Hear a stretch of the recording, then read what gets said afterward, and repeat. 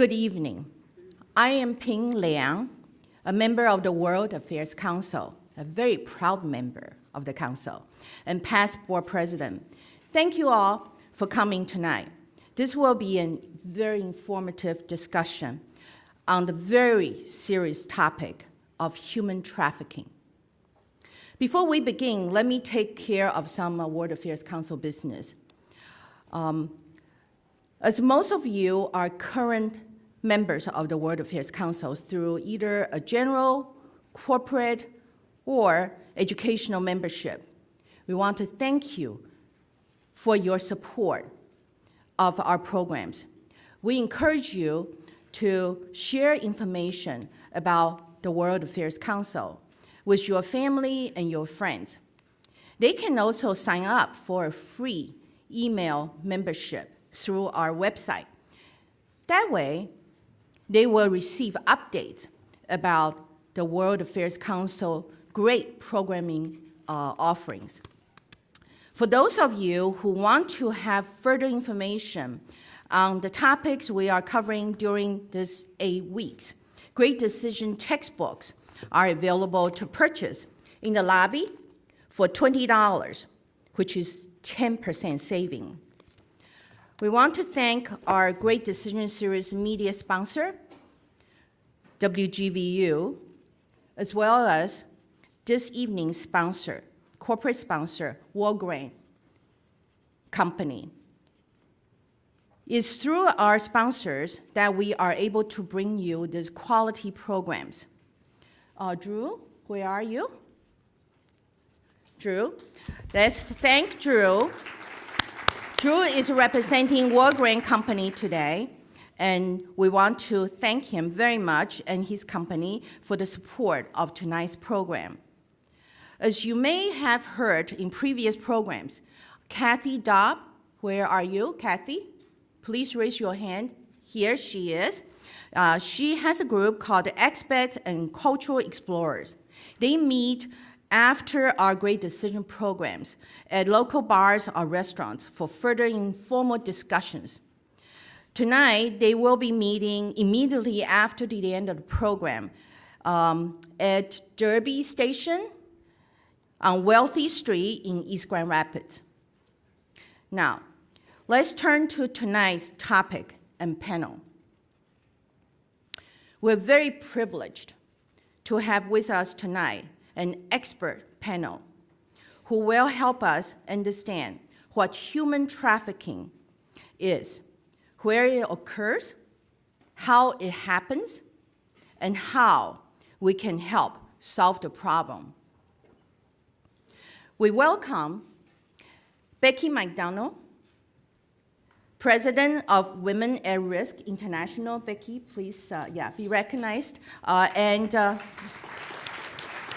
Becky is based here in Grand Rapids. Amanda Colgrove. She is an organizer from the Coalition Against Trafficking and Exploitation at the Crime Victim Advocacy Center in St. Louis, Missouri. And State Senator Judy Emmons from Michigan 33rd District. Welcome to you all. So now I will turn the program over to Senator Emmons, please. Thank you so much. What a privilege to be here, and it's a privilege to serve in the legislature. As you are aware, we've handed out some brochures that include the legislation addressing this particular issue here in Michigan. And we know that through time and civilization, there have always been victims. There have always been individuals who have enslaved other humans.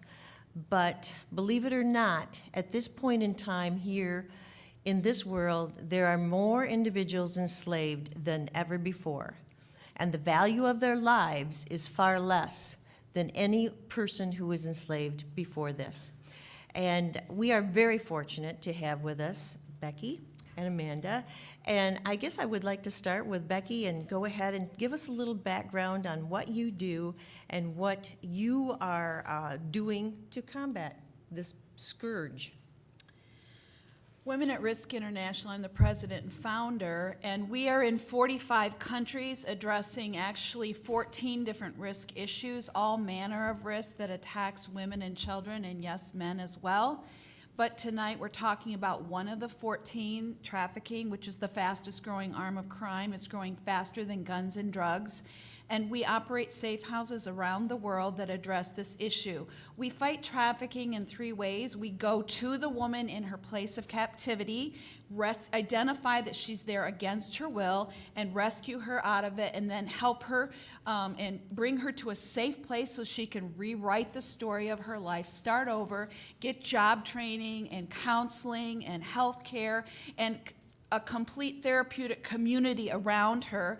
And so safe houses around the world that we work with. So the product that you saw out there when you came in, which is made in our safe houses, we're most known for our fight against trafficking because all 3,300 products in our stores, we have 2 stores here in Grand Rapids, are made in our safe houses by rescued women who have learned to make a living by doing jewelry.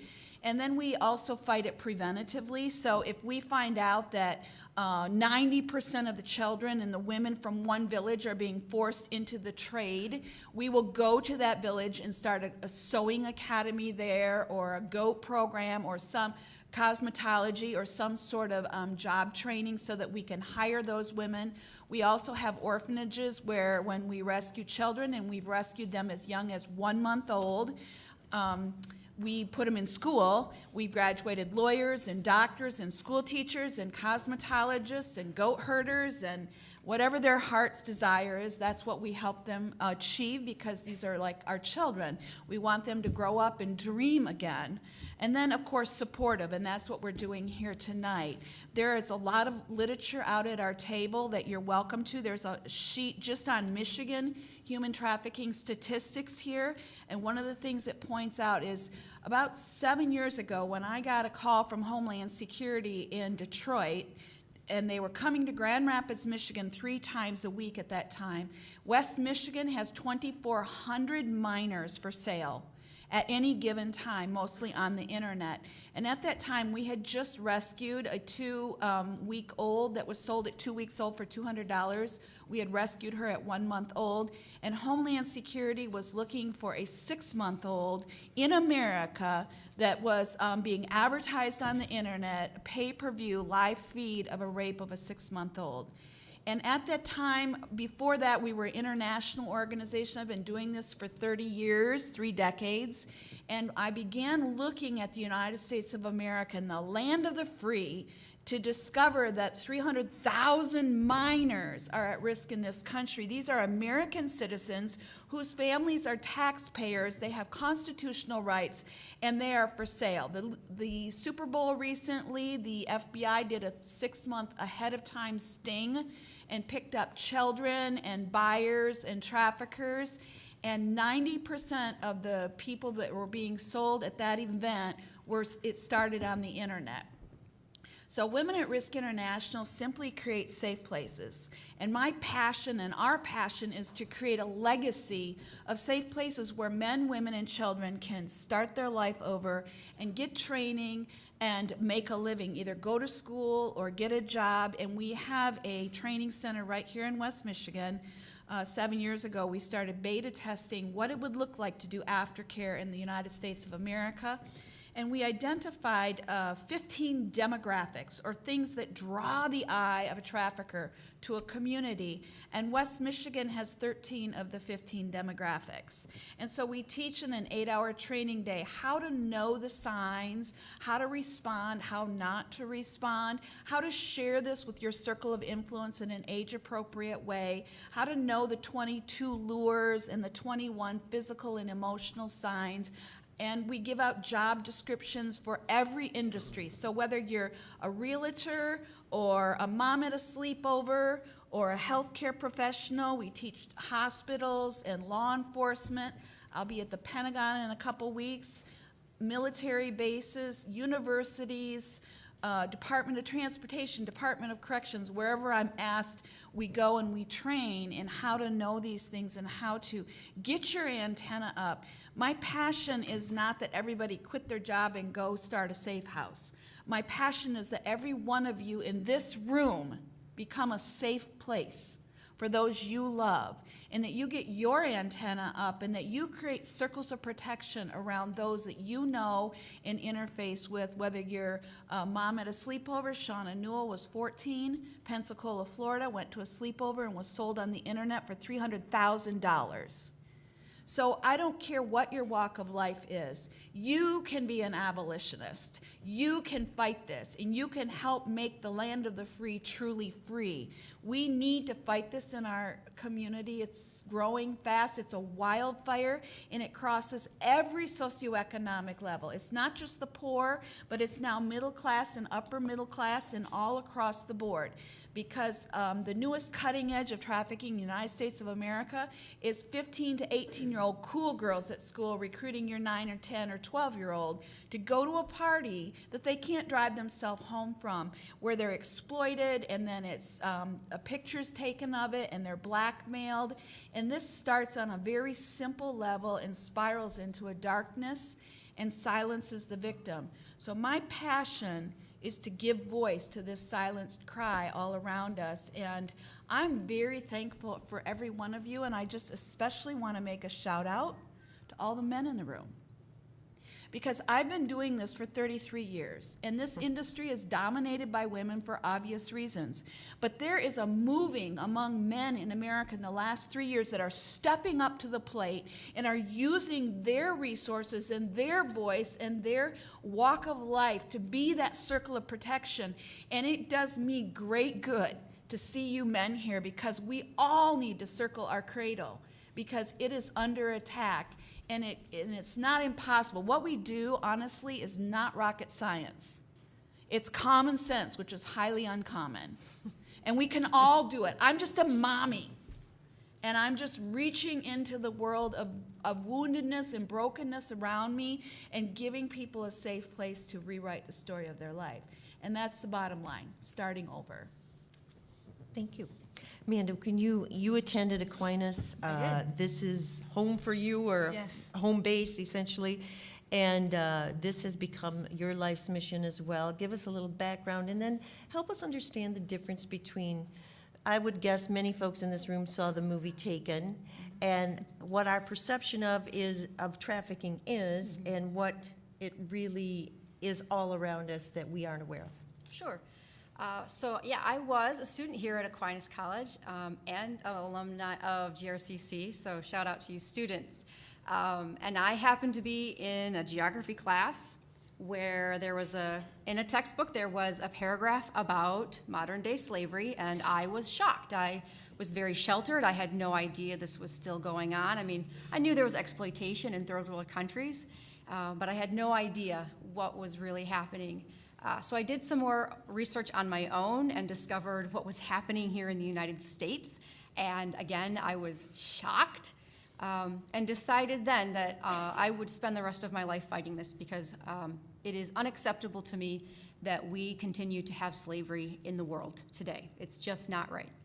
So that's what I did, and I went on to grad school and got a master's in geography, studying human trafficking from every angle that I possibly could. So I wanted to know what was different about trafficking in the Eastern Bloc of Europe, and how was that different in the Western Bloc, and how was that different in Southeast Asia from Central America or South America, and how was it different here in the United States, and what was the similarity. So I did a lot of research into those kinds of things. When I graduated, I got a job with the Coalition Against Trafficking and Exploitation. So currently, I travel around eastern Missouri, and I do awareness events like this, where it's very general public information. We talk very broadly about what human trafficking is, what does it look like, how can we recognize it, that sort of stuff. But I also go into police academy training facilities and to police departments, and deal very closely with what is an officer going to see on the streets, and what is trafficking going to look like in the people that they come across. And I do that with healthcare professionals as well as social service agencies. In many cases, trafficking victims will at some point be in the hospital, most likely through the ER. And these are people who are going to come in contact with them and provide an intersection of hope and a way out if they are taught to recognize the signs. As are social service agencies, many domestic violence agencies who provide outpatient services, not just shelters, also see trafficking victims, and they have no idea that that's what they're seeing. So I make it my mission in St. Louis to bring about that kind of training and awareness. And the coalition itself is made up of law enforcement, community members, social services, healthcare professionals, and anyone else who wants to join in the fight. We have business people who help us, and we were talking about that earlier today with Becky, accountants and all of that stuff is needed to help fight human trafficking. So that's what I do. When we talk about taken versus reality, I will say that, some of that fear that is generated, that's real. But the kidnapping off the street is less common. It does happen. It's more likely to happen in some countries than others. But the reality is, especially here in the United States, trafficking victims into the commercial sexual industry is by lures, by hooks, by identifying a vulnerability in a particular individual, whether that's because that youth is homeless, or that youth identifies with the LGBTQ community, or that youth just wants to have pretty things and can't afford that. Or that youth is looking for a friend and hasn't had a lot of friends because they've moved around a lot for whatever reason, or they're just a little bit outside the popular crowd and they're looking for someone to pay attention to them. So all of those vulnerabilities are looked at by traffickers as a way in, and they become that individual's friend. Maybe they'll pretend to be their boyfriend or girlfriend, or pretend to care about them, will begin to talk to them about their dreams. What do you want to be? What are your hopes and dreams? And, oh, I think you're pretty, and I think you're smart. And then all of us like to be praised. We all want acknowledgement of our existence and our importance. And that's what traffickers give to these young boys and girls. And then when that is established, they begin things like, oh, well, I owe a debt, and if you just do this for me one time with this friend of mine, you'll really help me out. But it'll just be this one time. And then that becomes 2 times, and then 3 times. And then it becomes, if you don't do this, I'm going to beat you. And then it becomes a quota, and if you don't meet your quota, don't come back. And it becomes a facilitation of drug use to control that victim. So that's what trafficking really looks like. And unfortunately, I would say 99.9% of the trafficking victims don't have a Liam Neeson who will come rescue them and kill everybody who's ever hurt them. That is not their reality. So that would be the biggest differences between what we see in Hollywood, which, it raises awareness, so I'm not opposed to that, but it isn't what it looks like on the ground. I'm going to take a little liberty here. Yes. I like that. We don't get that often in the Senate to take liberties.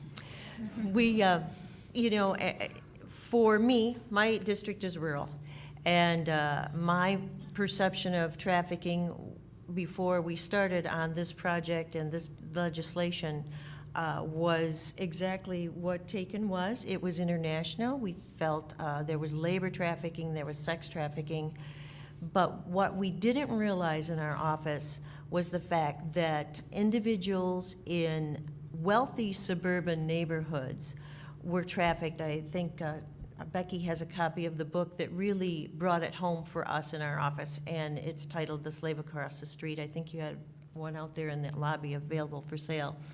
But it is a Michigan girl in southeast Michigan in a wealthy suburb who was trafficked frequently, regularly between the ages of 15 and 17. And she was blackmailed, she was threatened, her family was threatened.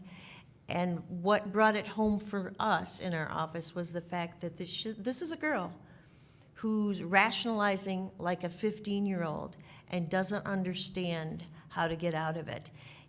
if there's nothing more that brings it home to you, can you give us some examples of individuals, no names, but individuals and situations that we wouldn't even think of if we were pulling up the term human trafficking here in Michigan? It might look like a girl like Teresa who needed a ride home from school and her mom was late, and so a boy gave her a ride home with her mom's permission, and he gave her some Coca-Cola with date rape drug in it, and then raped her and took pictures of it and blackmailed her. It may be teens at a party and oral sex is going on, and that's not viewed as sex, and so it's considered, you know, a favor you do for a guy who's not even your boyfriend just so that you'll be popular with him. And if you invite a 9 or a 12-year-old and you coerce them into taking part in that and then you take pictures of that, it may be a sleepover. Shauna Newell went to a sleepover and was sold on the internet. It may be a girl who is sitting in her classroom in American history, whatever, English class, minding her own business, and she gets 40 hits an hour from people who say that they're, you know, a 14-year-old, and they're not. They're a 40-year-old, and they're like, hey, honey, meet me at McDonald's. I'll buy you a Slurpee. I know a girl who was trafficked for a Slurpee. I know a girl who was trafficked for a movie and a hot dog. I know a girl who was kidnapped from a Wendy's. It might be a girl who is with her friends in a mall, and true story, Walking Prey is the name of the book, and a guy, nice-looking, college-age guy, gives her a compliment and then gives her a telephone number, and 13 years later, she's trying to escape his clutches. It might look like a man in the mall or a girl in the mall giving a girl a compliment. If you go on our website, warinternational.org, and look at the Homeland Security interview, it's just gut-wrenching as a parent when you, and an adult when you see this, because they did surveys of men incarcerated for preying on minors, and to a man, they said that if they were in a mall and they gave a girl a compliment and said, I like the way you look in those jeans, to a man, if that girl said thank you or really, they would stalk her. And to a man, if she went ugh or ignored them, they would walk away from her. Something as simple as self-esteem. They have this like antenna for that, low self-esteem. And we train our daughters to be polite and nice and say thank you, and to some idiot in the mall. And so it can be so simple, and it can start as, you know, another true story, a woman who's at Western University College and needs money. College students are uniquely targeted because they have financial needs. And so some girls come alongside this woman and say, you know, you're really pretty. You'd make a great exotic dancer, and it's really fun, and it's exciting, and it's sexy. And so she goes to be a stripper, and it spirals into abuse and prostitution and trafficking. And if you interview anybody that's in the stripping industry who's not in front of a camera, they will tell you that in the stripping industry there is prostitution, and wherever there's prostitution, there's child trafficking. And I've taken eyewitnesses who we've rescued from those industries to the Senate to tell that they knew that there were children available in the adult entertainment industries of America, and particularly Grand Rapids and Detroit. And a study in Boston showed that 96% of buyers, they interviewed men who buy, 96% of them knew where to find children. And 92% of them knew that when they bought a consenting adult, a woman, that she was not consenting, and they understood that she was doing this against her will. Well, there's a 4-letter word for that. It's called rape. When you buy a prostitute and you know on some level that she's really not wanting to do this, and you go forward with that, that is not two consenting adults. So it can show itself in so many ways. Only 1/3 of trafficking victims are runaways, so it's a myth to think they're all runaways, but for sure, A runaway is going to get picked up within the first 30-some hours by a trafficker, and the cops aren't even going to look for that child for 48 hours. And another myth is that they all get trafficked because they want drugs. Only 8% are addicted to drugs before they get trafficked. 92% of them are not. For sure, in America, a trafficker is going to give that woman drugs and get her addicted. Because once he has her addicted, he can do anything he wants, and he doesn't even have to beat the tar out of her. She will sell her baby crying the whole time. So it's another myth that they're all drug addicts. That's not true. In America, they will get them addicted to drugs. Overseas, they will not give them drugs. They will sell the drugs. They will torture them. They will, I could get really graphic about the torture. They will use torture that is very effective and costs them nothing because they're not about to spend that money on that woman. But there is a brochure out there that you can ask for. It's called Seeing the Unseen, and it's about domestic trafficking, and it's about some of the signs, and there are some telephone numbers here, the government Polaris number and our 1-800 number. If you don't remember that number in a pinch and you see something, then you can call 1-877-END-SLAVERY, which is our 1-800 number, and we will vet it and report it. But we have lots of resources for you there to understand what that looks like. But any child is at risk. And the newest hunting ground is schools and playgrounds where girls are recruiting girls. And broken girls are sent to recruit girls. Or girls who want a $400 Prada bag and don't want to work for it will recruit a 12-year-old and coerce them into a situation so they can get their stuff. And so what it looks like is across every boundary, socioeconomic boundary. This has it's no respecter of persons. Every ethnic group, every socioeconomic group is at risk. Wherever there are children, there's risk, unfortunately. Amanda, can you follow up with what you have seen, perhaps some individual stories, and then could you go into the conditioning? I don't know that we're all aware of how an individual can be conditioned to ultimately get to that point if they're being trafficked. Sure. One of the things that we have that's quite common in Missouri will be a lot of labor trafficking that has commercial sex exploitation within it. So we had a young lady who had some cognitive disabilities. She was not a minor, but because of those disabilities, she was very trusting of other individuals. She was lured into a home of a couple in a very rural setting. She was forced to work in a strip club to earn money. She was forced to be this couple's housekeeper. And then she was also tortured, both sexually and otherwise, online for money.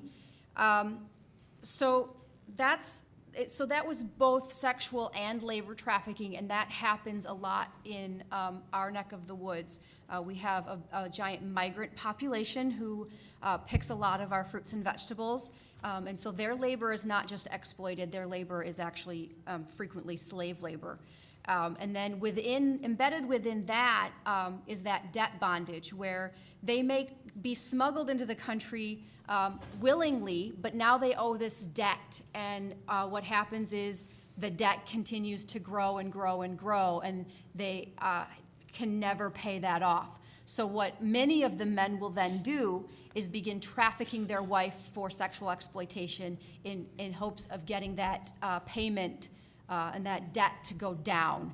It doesn't. It's a vicious cycle. The debt always goes up. And so again, we have this crossover with labor trafficking and sex trafficking happening.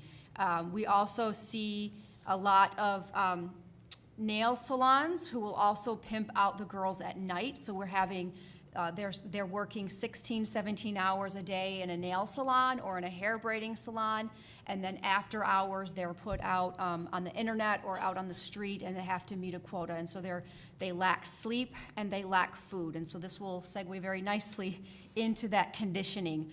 Regardless of whether it's a labor trafficking situation or a sex trafficking situation, you're looking at some of the same types of conditioning where they are deprived of sleep. And I don't know about you, but when I don't get enough sleep, I kind of don't think quite straight enough. I have a little bit of, I get a little loopy sometimes if it goes on too long. So imagine living the rest of your life on 2 or 3, maybe 4 hours of sleep a night. Many of them do not get enough to eat. So they're not just malnourished and getting crappy food and no nourishment. They're not getting enough calories a day. Again, I don't know about you, but if you don't feed me on time, I get a little crabby or hangry, as my friend likes to put it. But if you let that go on, again, I begin to not to be able to make logical choices. My thought process diminishes. So these individuals are now sleep deprived and they're starving. It's hard to make a logical, sound decision about your life when you can't think straight because you don't have sleep. But on top of that, we have, so we often used to call it the Stockholm Syndrome. Now we have a very technical term. It's called the trauma bond.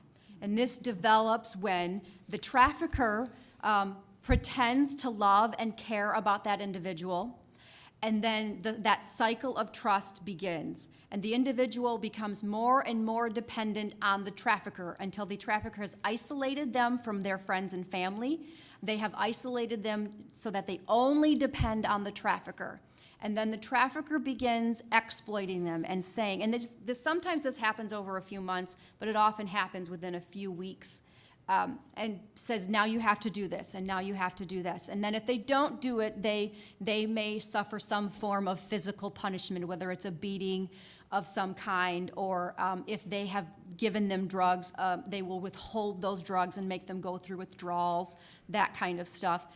So then the individual who has been with this individual and who needs them to survive in their mind will acquiesce, will say, okay, I'll do it. And so then the trafficker's like, I'm sorry, don't make me do that again. It's going to be fine now. And so that's some of that. And so the cycle starts over. And you're like, well, that sounds a lot like domestic abuse. And it is that same power and control wheel of, it's fine for a little while, and then the trafficker will increase the torture or the dependency. The other thing that we will often see is threats against friends and family. So, and this is not just for immigrants. So that happens frequently when a trafficker has an immigrant. They will threaten them with deportation. Even if they're here with legal documentation, if they get into a situation where the trafficker says, well, let me keep your documents in the safe for safekeeping. And then all of a sudden, they have all of the power, they have all of the control, and they say, if you don't do what I tell you, if you got to talk to the police or go for any help, I will have you deported. Who do you think they're going to believe, you or me? And the individual has been conditioned to fear the police, fear our social services, fear healthcare providers, and so they don't say a word. And their families have been threatened. Traffickers know which villages they come from, they know who their family is, and they know if they talk, their family is in jeopardy. But it also happens to our U.S. citizens, so that we've had cases where friends or cousins and family members have been trafficked together, and they use one against the other, and they'll say, do what I tell you, or I'm beating your cousin. Do what I tell you, or they, without even offering a threat, they beat one and then say, if you don't do what I say, I'm going to do this some more to her. And so even an individual who ceases to care about themselves and whether they die or not in their situation, if they have someone they care about, that's the person they go after. We've also had situations where her family wasn't trafficked. She was the only member trafficked, but the trafficker had said to her, if you ever try to leave me, I know where your sister lives, and I will go get her. So those are some of the kinds of conditioning that happens to keep people silent and keep victims in their situation. And a lot of that goes right along with the shame that someone feels that they've been duped, that they have just acquiesced and didn't realize. We know in Michigan, through our law enforcement, that many of these crimes are purported on the internet. We know that cyber forensics is very, very important to our law enforcement.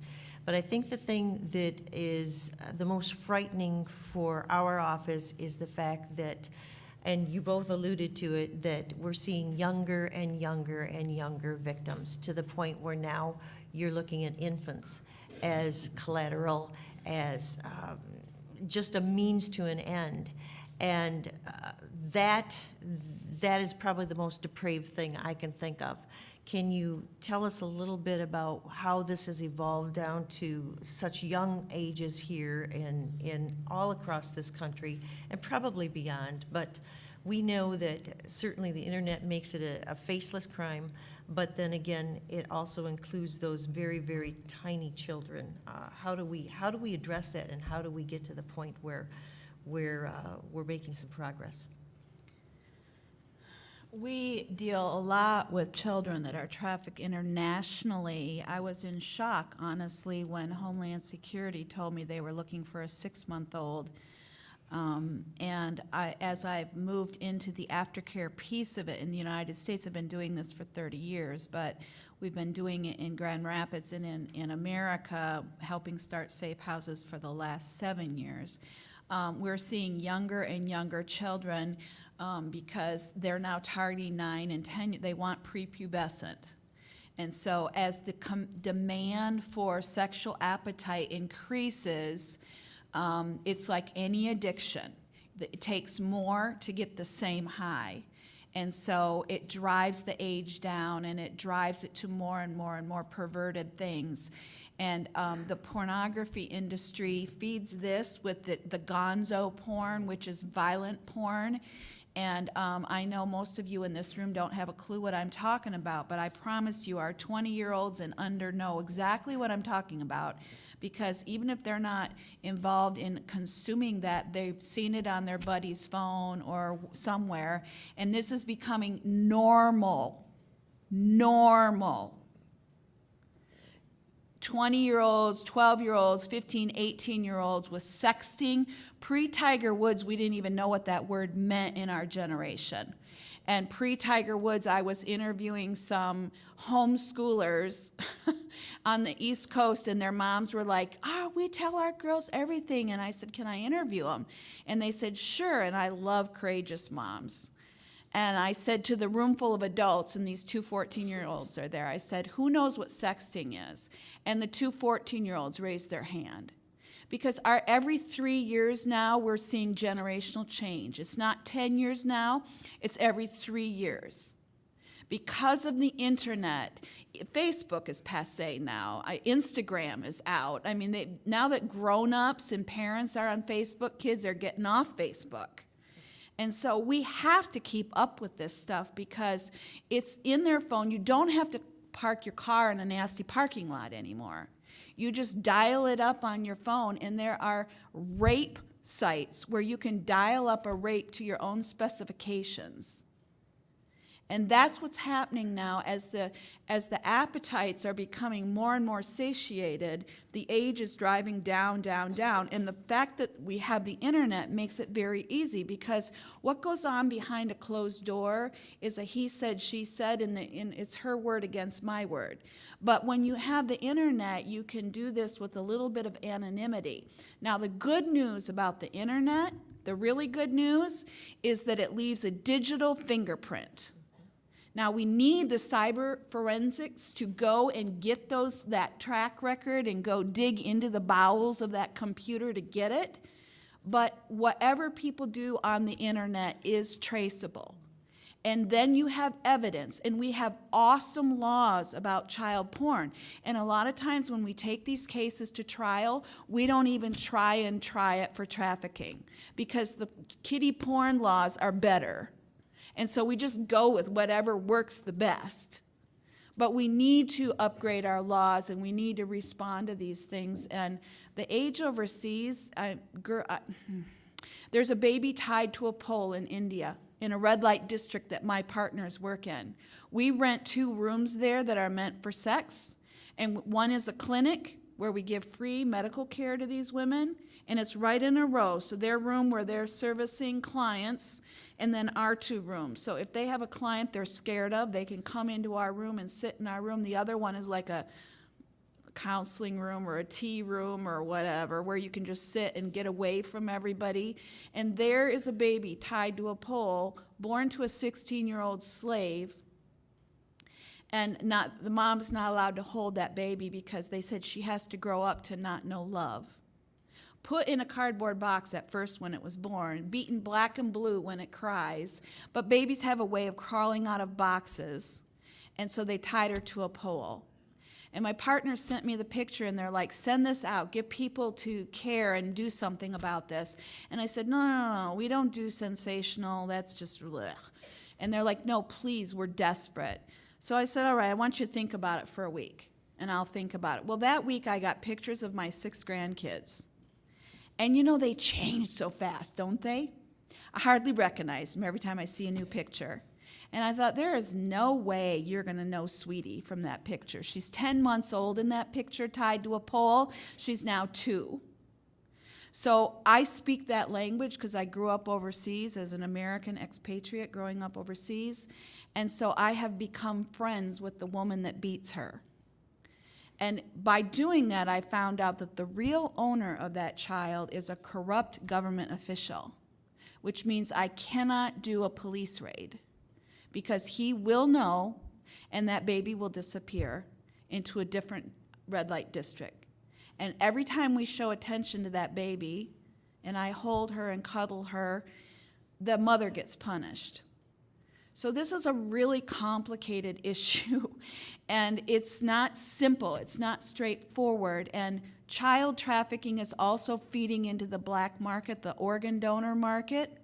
So my partners in Israel, I met with 3 government organizations there. They told me that there is a camp outside of Israel's borders where refugees from Africa are kidnapped and tortured, and their refugee families who have nothing are blackmailed. And if they don't listen to the sounds of torture and cough up the money and borrow from every Tom, Dick, and Harry, they cannibalize that person for organs on the black market. And one of my partners in South Africa rescued a baby boy that was in a freezer because he had the right blood type. And he has a freezer burn on his cheek, but today he's in a loving, adopted family with little siblings. So the baby thing is a farm club for all kinds of issues, and it's not for adoption. Don't ask me that question. It's for the nefarious underworld of the black market of children and organs and all of those very dark things. And children are vulnerable, and so they're a target. A lot of this feeds into how a particular society views these kinds of populations. And so if you look at the laws that go around protecting children, if you look at the laws that protect women, we've made a lot of progress here in the United States, but women are still behind on equality measures. And so therefore, women are the higher targets. They're the more vulnerable population. When a woman, if we're talking about her options, why is it an option that she can go work on the street, and it might be a shame, but that's like, well, she just can walk the street because she's disposable, whether it's a socioeconomic thing or a gender thing. She's considered disposable and at the service of people who are willing to buy her, and that's predominantly men. So those are the kinds of things that we look at. And we have some great laws here in the United States, but children are still a vulnerable population without power. And we view them as, in some respects, another commodity, and rather than something that we should cherish and teach and grow into being great citizens. The other thing that I attempt in my work with the coalition as I am beginning to work on the demand side of that equation, because no matter how many women and children and young boys and girls that are rescued, the fact that there is a demand means that there will always be another victim. There will always be another somebody who will be coerced, who will be kidnapped, who will be tortured. So I want to begin working with whatever group I will work with me to begin talking to young men and young women about how to be good citizens of this world, how not to be perpetrators, how to be empowered and make better decisions so that you're safe, but also so that you're not going to grow into a person who's going to traffic somebody else to meet your agenda. And we're going to treat everybody with the human rights that they deserve. So the demand side of the equation is something that I'm very passionate about and very interested in pursuing. It's something that's not talked about quite as often because it's a little bit newer on the scene. Thank you. We're going to give you the opportunity. I'm sure that all the information and all the perspectives that you've heard this evening have raised some questions in your mind. And just before we do that, I wanted to point out to you that there is a National Human Trafficking Hotline. It's run by the Polaris Project in Washington, D.C. They do collect data, and if you make the phone call to them, then they disseminate it to the law enforcement agency from the area from which the phone originates.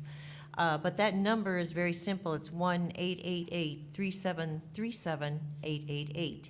And we do know that during events such as let's say the Super Bowl or the NCAA Final Four or golf tournaments, high-profile events, and many times the Polaris Project, the calls coming in from those particular areas increase, and it's because there's a lot of trafficking that occurs when there are folks that congregate.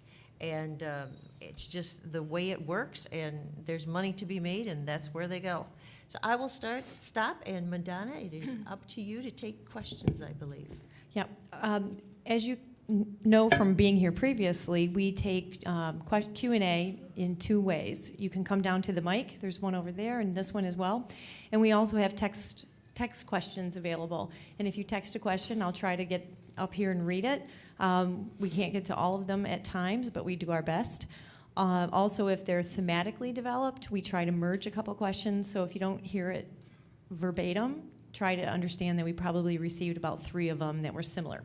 But I'll start right now. I received, just as I was standing here, 3 text messages. Some of them are factual. In the state of Michigan, what are some legal repercussions for traffickers, and what are some examples of recent legislation to punish these offenders? Oh, wonderful question. This is the most recent legislation. It is in this brochure, and if you don't have one, we'll make sure you get one before you leave.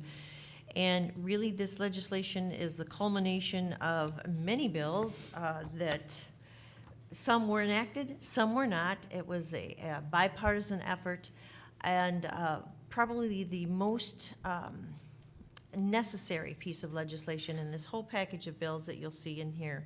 Some are House bills, some are Senate bills. The one that I believe was the most important at the time was to change the statute of limitations in Michigan. Prior to this legislation being signed, the statute of limitations was 6 years. So an individual who was trafficked, say as a child or as a young woman, could not go back on her trafficker and try to get justice unless she recognized it within those 6 years. And many times we find that survivors do not even realize what that was. The terminology, just the fact, just the trauma and the adjustment once they're out of the situation, it takes time. And many folks didn't understand. So we attempted to totally eliminate the statute of limitations in Michigan. We were not successful. Lots of times there is negotiating, and we finally got to a point where we settled for 25 years. So if a survivor comes out, they have 25 years to go after their trafficker. And we realized that we're making some some opportunity available to folks.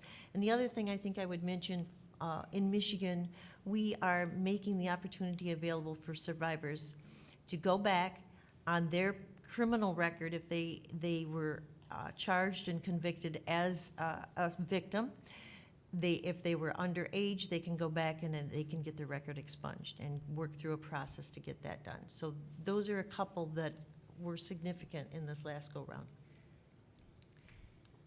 Hi, good evening. I just have some things I'd like to say.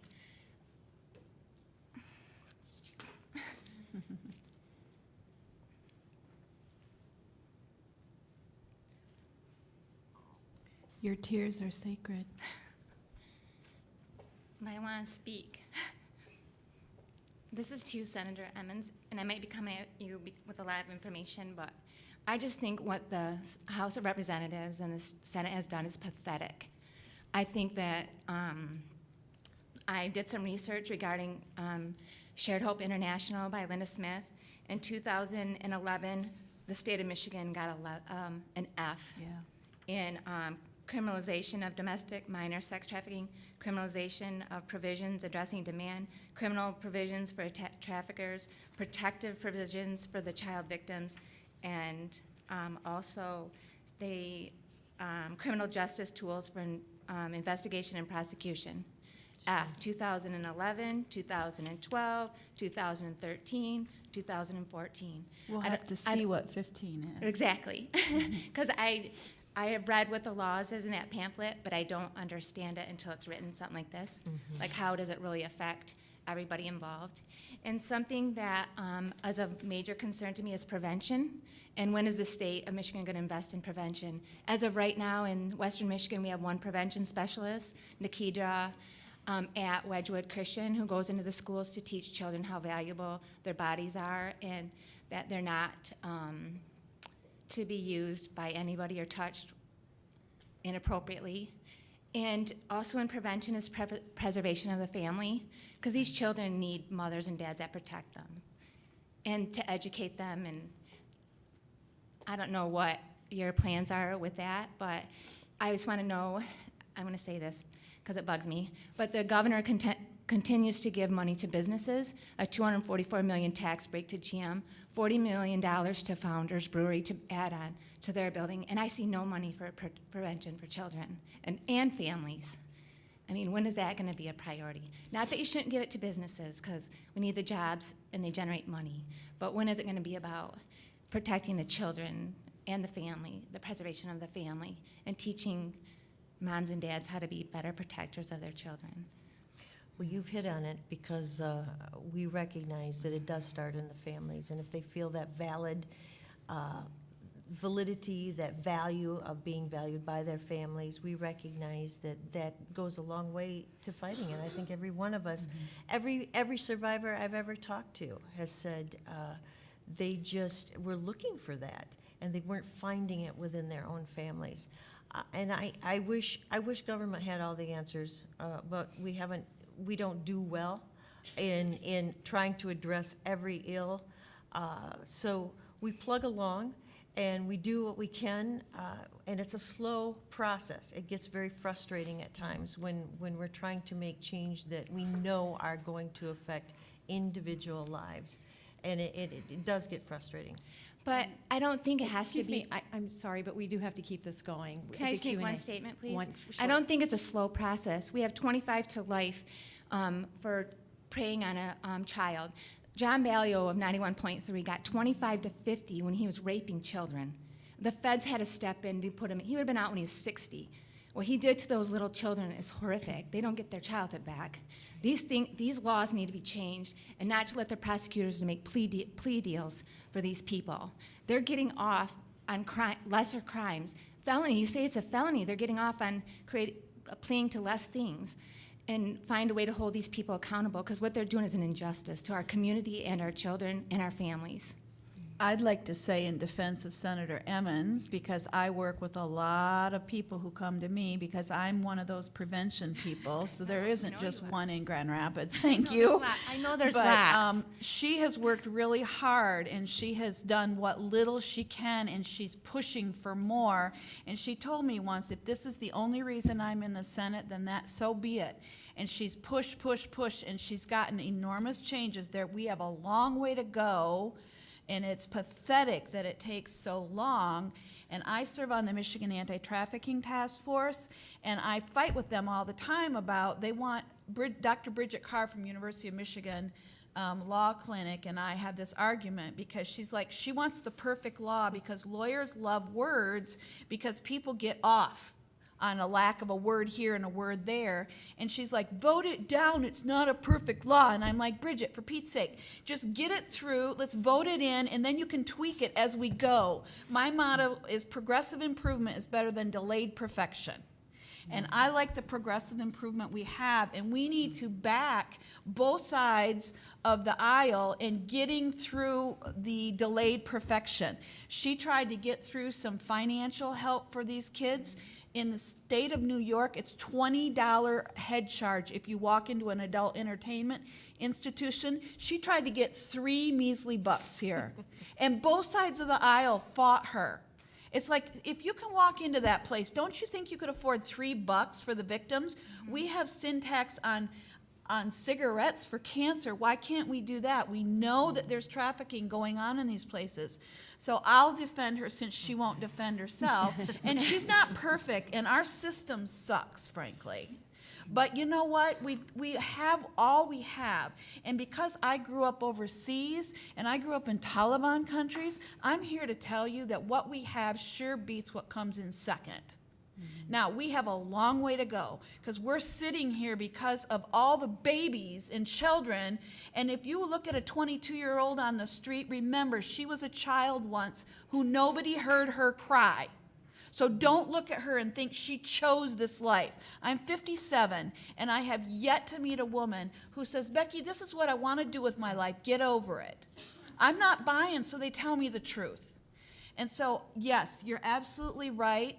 Unfortunately, our system doesn't work fast. Nothing in our system works fast. The reason we have good laws for pedophiles is because we've come to that point finally in our country.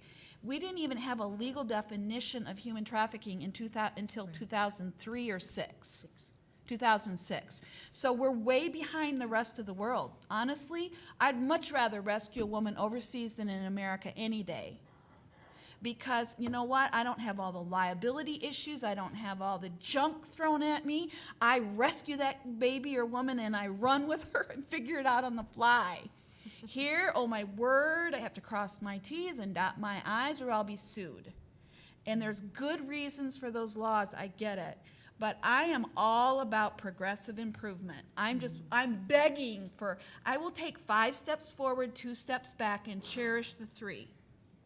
So you're right, and she's doing everything in her power, and we need to help all our legislators. Yes. And our system works with our mouth. So complain, complain, complain. Yes. More power to you. That's how things change. Absolutely. If you knew how few instances it took, yeah. Pick up the phone. Email and call, and get your friends to email and call. It doesn't take a lot to make your state representatives listen to you. If you want things to happen more quickly, send an email. They're afraid of your vote, so just go That's for exactly it. right. Manipulate that for all it's worth. It's not all of their problem and all of their fault. It's all of our problem. Let me- Madonna has Let a me question. switch. I have about 20 texts that just came in. So, and I'm chomping at the bit trying to, oh my God, how am I going to get all these read? I want to talk real quick. Somebody asked, they had heard President Carter, whose foundation's working against trafficking, say that the city that they see with the highest number of victims pass through is Atlanta because of the Delta airline hub. Have Delta employees been trained to recognize victims? Amanda mentioned that there are factors that make a region favorable for trafficking. What are those? And is this something that employees, like airline employees, not just Delta, but there's other avenues out there and there's other major cities and they all replicate Atlanta. what are they being done? What's being done in the traffic or in the travel industry that makes it easy for Yeah. movement? We And have Delta a- has been all over this. Yes. They are working with everyone that works for Delta. Go ahead. Yeah, I was going to say, Delta has been really great at training their staff, and that's been percolating through the rest of the travel industry. We have a conference planner. Her name is Kim Ritter, and she started an organization called the Exchange Initiative because she goes to a lot of different places and hotels around the country to plan these massive conferences. And she goes in and she says, have you signed the ECPAT agreement, which is the Ending Child Prostitution and Trafficking?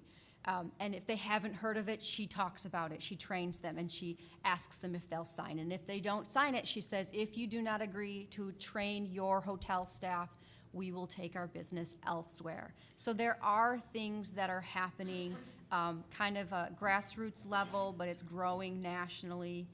So it is happening. American Airlines has a program called Ambassadors, and the first time they did a pilot study, they rescued 3 children. Well, to follow up, what if somebody comes across a victim here in Grand Rapids? How do you help them? What resources are available here? It would depend on their story, but the first thing I would do is call either our office, since we're local, or call, I don't recommend calling 911. The first time and only time I ever called 911, they told me I had the wrong number, and they gave me a number to call. And I was rescuing a woman who was being stomped on under the smiley face in the Walmart parking lot. Our cops here are not trained. They're not mandated training. So you need to call an organization that understands trafficking and let them make the appropriate calls. So there are a few of those organizations in this town. You could probably call Bethany Christian Service. You for sure can call Women at Risk International. We get 20 911 calls a month, not the 911, our 911. And that one of those 20 calls ends up being maybe 100 calls. And I have women come. We were at a conference one time in I don't know what city, and there was a woman in the back waiting for me. I'm meeting again with her this week. She's a local girl who had just gotten out of jail and had gone to jail, got out on Thanksgiving Day for being trafficked. And she was thrown in jail as a prostitute, but she was prostituted. And so you have to call people who understand this and know and have resources. And we have telephone books by every phone in our building so that if you don't get me, you get one of our staff and they know who to call. So, for instance, I got a text message from a nurse at Helen DeVos Hospital. What if she suspects or he suspects that the person who's she's being trafficked, but the owner is in the ER with her? How is it the same thing? Called the same resources? I train a lot medical professionals, and I worked with IJM in Cambodia. I had doctors there that knew they were patching up trafficked women and giving them back to their trafficker. And they said simple things like send the orderly out, have the woman put her in a wheelchair, and take her to the car, and write down the license plate. Those are mandated reporters. So if they are seeing stuff, they need to write stuff down. They need to make a phone call. If they can call the local police. If they don't get any action out of that, they can call us. We're going to call Homeland Security, and they're going to call the local police. I trained a physician's assistant in this. She called me from Ohio. She had a trafficking victim in her ER. She knew it was a victim. I called Homeland, and they sent the police over there within an hour. So people in hospitals are mandated reporters, but you have to write down information. You write down identifying things. You have to get that trafficker out of the room. Just like when you're dealing with domestic abuse, you have to get the perpetrator out of the way so that the woman can tell you her story, because she's going to cow in front of whoever's man or woman who's with her, who's beating her or holding her against her will. And so these our medical professionals. I'm teaching at Spectrum, I think, in a couple weeks, and I've taught at Hershey Medical Center. Our medical professionals are smart. The minute you tell them, you can just see the light bulb go on. And all of a sudden, they're like, oh, yeah, and they know what to do. So you just have to open their eyes to how to handle that, how to follow up on that, and give them people and resources to call. Just to piggyback on that, and it's to Amanda's point about contacting your legislator. The very last bill that we completed in December in this package was number 596, creating a board within the Department of Community Health of medical professionals who will develop the protocols, the policy, the things to look, essentially a handbook of trafficking for medical professionals. They will develop that. They're in place now. And just disseminate that information, because that's what they're looking for, and we'll get it to them all in one place. But it happened because people called diligently for 12 hours. I watched my colleagues look at their phones blowing up, and it can work. It's impressive. You mentioned that Grand Rapids has 20 or 15 of the 22, I guess, 13 of the 15 13 of the- demographics. Grand Rapids in West Michigan is considered a conservative and moral area of the state. Why? Why do we have that many? It's despite that, but I will say that one of the demographics is secrecy. So if you're a Muslim culture, if you're an Amish culture, if you're a Christian culture, if you're a conservative culture, if you're military, if you're a community where you don't talk about icky stuff, where it's not safe to come out and talk about brokenness, you silence the victim. So when you tell a child, like Teresa was told, if you ever get pregnant out of wedlock, you're kicked out of this house. And so she literally thought, because how many, as parents, we say, if you do that, I'll kill you. I've never said that, but you know what I mean. A kid literally takes you literally. They're very concrete. They're like, oh, I'm going to be homeless because I got raped and it got photographed, you know. So she didn't tell her parents because their conservative community told her this is unacceptable and they were not safe. And I tell parents, your children's perspective and perception of you is your reality. If they can't come to you with your worst nightmare, then you're not safe. You know you're safe. But if they can't come to you and tell you they have a drug problem or they were attacked or somebody touched them and maybe it's an uncle or a priest or a pastor or a cop or whatever, a school teacher, if they can't tell you scary stuff, they won't. And they'll tell some idiot in the mall or on the internet. So the fact that we are a very conservative community means that we silence our victims and we drive them underground, and then they have nobody to tell, and so the statute of limitations runs out, and by the time they're ready and at the point of their healing and their journey to tell, it's too late.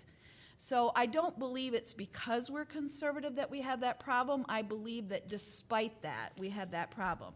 West Michigan also has tourism, which is a huge flashpoint. So think Las Vegas. Now, we're not Las Vegas, but we have the lake. We have Art Prize that brings in 500,000 people, and Women at Risk International has been watching that behind the scenes for 3 years and watching Backpage and Craigslist and all the sex want ads spike during that time, and watch how they spike and how they change and what's being said and what's changing about that. So we have a lot of demographics in this area that draw the eye. One of them is not true of this area is transportation. The reason Toledo, Ohio is the 4th highest city in America for trafficking is because if you draw an X on America, it goes right through Toledo, north, south, east, west. The transportation industry is a huge flashpoint there. Yes, we have trucks, but we're not a trucking. Atlanta, Georgia, it's not because of Delta. It's not just because of the airport. It's because it's on the coast there. From Miami to New York is just a thoroughfare. That's just like a trafficking corridor. And so anything up the East Coast is just like a sitting duck, because these kids, if they are moved across state lines, they're moved every 2 weeks or to 6 weeks, so that they don't know where they are, they don't know who to call, they don't even know what state they're in half the time. So those demographics change depending on the area. How do Somebody asked how to avoid situations in where the victim is re-victimized. How long does it take for a victim to recover, and what program or services are available for victims here in Grand Rapids? Recovery takes, in many cases, a lifetime. The trauma is something that we call complex trauma.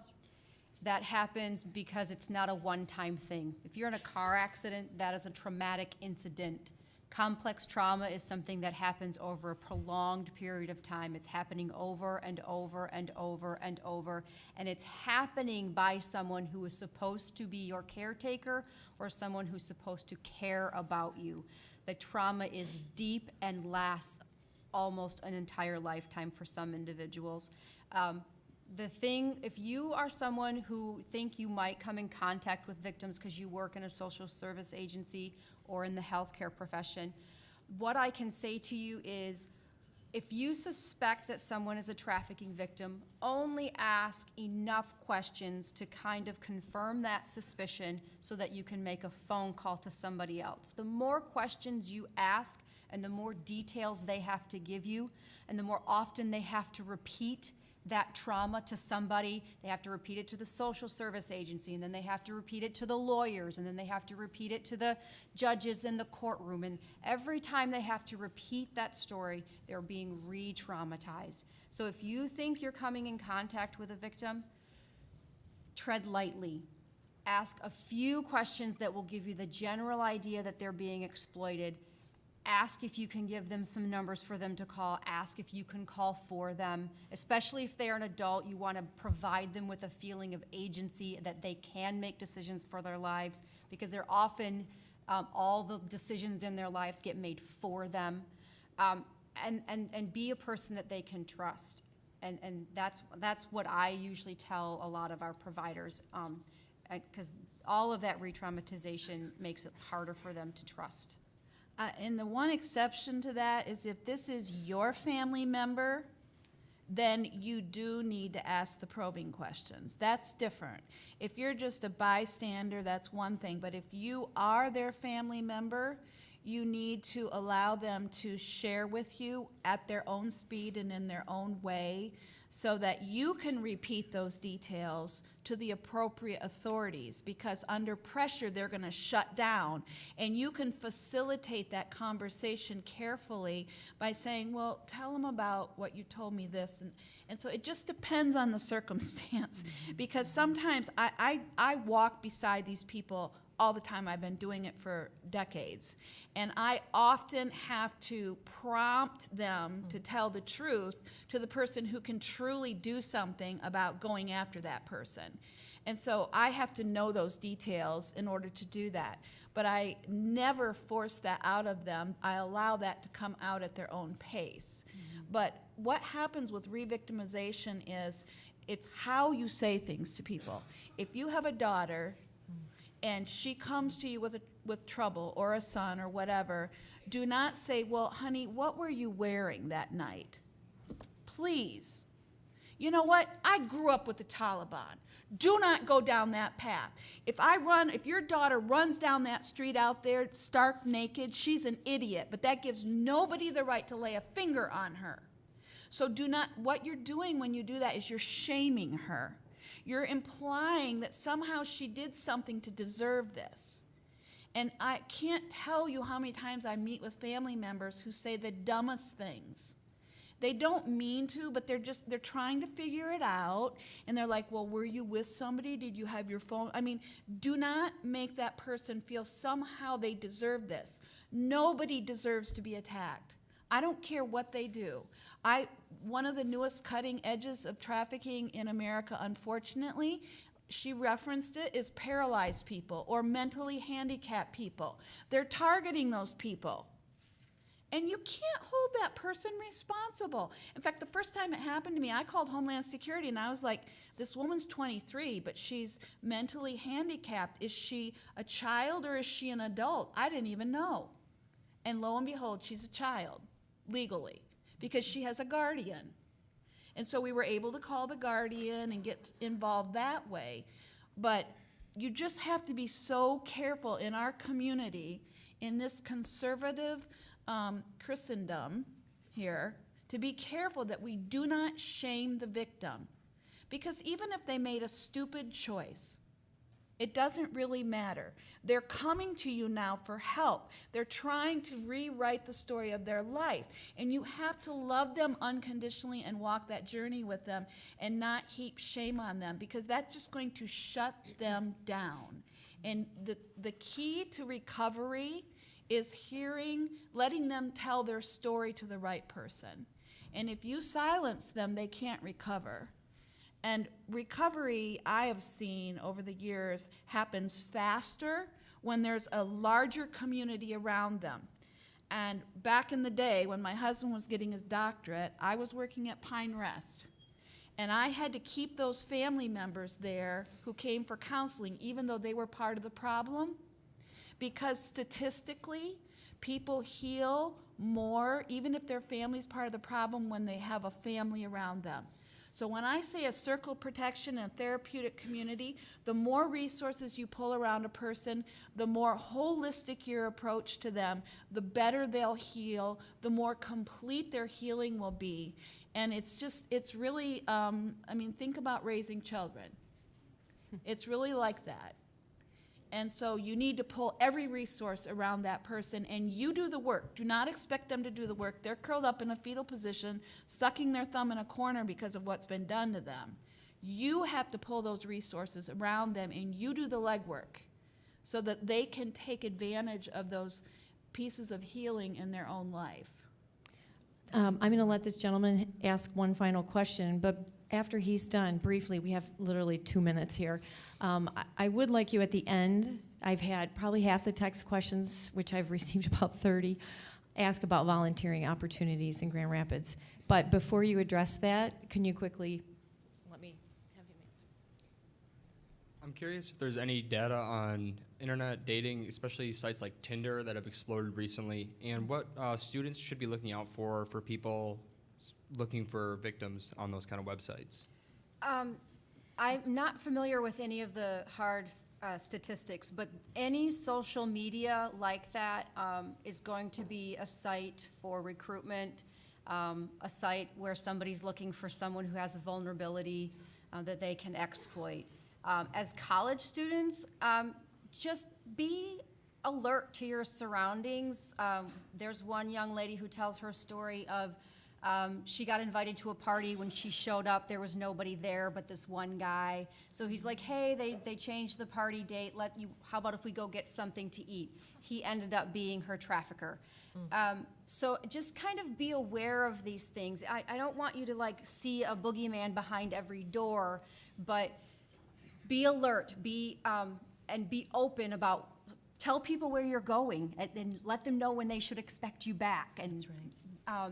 Be aware of someone who might seem a little bit like they're flattering you for no reason. And have a buddy system. I tell college kids all the time, have an arrangement with your roommate that if you're at a party and you drank and you're drunk and you're going to get an Uber taxi, you know that story, right? Where the Uber taxi raped the woman who was drunk. Call your roommate and have a buddy system where they come get you at 3 o'clock in the morning. And if you're a grandma in this room, be that to your circle of influence. Tell your grandkids, you know what, if you call me at 2 o'clock in the morning, I will I'll get out of bed, I will come to you, and I will not give you the 5th degree. We need that circle of protection. Now, volunteering, let me quickly address that. We have 700 volunteers at our headquarters on 44th Street, right by Rivertown Mall. They put in 17,000 volunteer hours. We could never keep our costs as low as we do without them. We sold $2 million of jewelry made in our safe houses last year, all priced by volunteers. If it weren't for volunteers, we couldn't do anything that we do. We use volunteers for tutoring our women that we rescue here in West Michigan. We use volunteers for stuffing envelopes, which is old school. We use volunteers. You get to play with the product and be Santa Claus. We have pro bono lawyers. We have pro bono dentists. We have pro bono tattoo artists who take the girls are bar scanned with a tattoo so they can be scanned in and scanned out. And they take that tattoo out. I can't tell you, there's not a career in this room that I cannot tell you how to stay doing what you do and be an abolitionist and volunteer. And I would gladly work with you on that, and so will my staff. We have a full-time volunteer coordinator, and we could never survive and keep our costs way low like we do and sell you real pearls out there that cost $100 at Myers, and we sell it for 20 bucks, a pearl pendant. So it's because of our volunteers that we are able to keep our costs so low. So volunteering, and then we have a form that you fill out so we learn your hobbies and your likes and dislikes. And if you're a jewelry maker, I take jewelers around the world and we teach women how to make jewelry, and cake decorators, and you name it, goat herders. If you're a vet in the room, I need you because goats eat poisonous grass. Did you know that? I never knew that. Now I know that. And so there is not a career in this room that does not have some application to being an abolitionist and setting your own friends, loved ones free. And that's what we have to do. And it starts right here, right now. And I would also say that if you have a passion about gender equality, or if you have passion about poverty issues, if you have a passion about some of these other vulnerabilities, when you work towards gender equality, when you work towards better education, when you mentor young people, you're part of prevention. So you don't have to change everything about your life, drop it all, and fight something that's labeled human trafficking. You can get involved with WAR. They're a great organization, and you can also mentor at your local youth club. You can mentor the kids at your church. There's a lot of ways to make the world better, and it be fighting human trafficking. And just finally, you college students in this room, I love you. You are my heroes. My son's generation, you guys are born with the social justice gene. My generation, I'm a lone weirdo in my generation. But you guys get it. I don't have to explain it to you. You don't have that deer in the headlights look when I talk to you. When us old fogies get out of the way and you step into leadership, you're going to change this issue because you care about the environment. You care about homelessness and orphans and clean water and human trafficking and domestic violence and gender issues. So you are my heroes, and I just want you to know that I truly believe that 20 years from now, when you guys are in power, this is going to change. And you guys are not going to have to take forever to change the laws because you know these issues, you understand them, you're faced with them every day, and I'm sorry. I'm sorry that you have to deal with the crap that you guys put up with. You see it on the cell phones, the Hooters jokes, the texting, sexting, all of that stuff is just, you guys get it. I don't have to explain any of this to you, you know it. So thank you, and God bless you for coming here and caring about this issue, and I can't wait to get out of the way and let you run all of this stuff. In the meantime,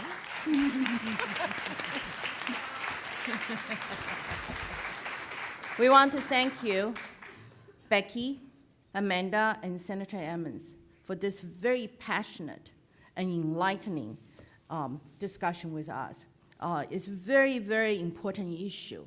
And I'm sure a lot of us, just heard all these alarming stories for the first time about modern slavery right in our neighborhood. So we respect all the efforts that you have put in rescuing all these victims. And let's be, all of us, be on our guard.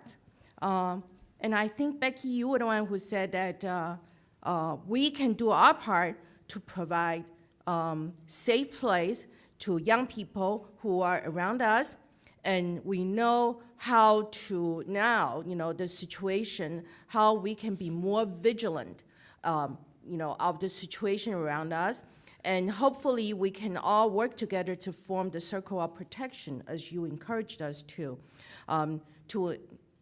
end this, horrific situation and this terrible problem. So. Let's give them another round of applause.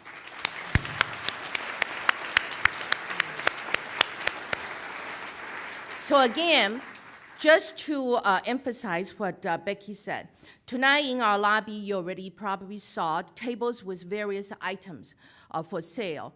These are products handmade by women at risk. And, they might have been rescued from exploitation and human trafficking. So we encourage you when you go out, do some shopping, because all this are organized by women at risk, and we hope that if you feel that you can do some shopping with a good cause, that will help to sort of end this situation going forward. So next week, Dr. Leila Fernandez from University of Michigan will talk to us about India and whether or not its new prime minister will make sweeping changes and try to rebrand the country. Please join us on March 2nd for this interesting program. Our meeting is now adjourned, and if you are not a member as yet for the World Affairs Council, we encourage you to visit our membership desk in the lobby for a free email membership. Thank you so much for coming, and thank you very much for your presentation. Good night.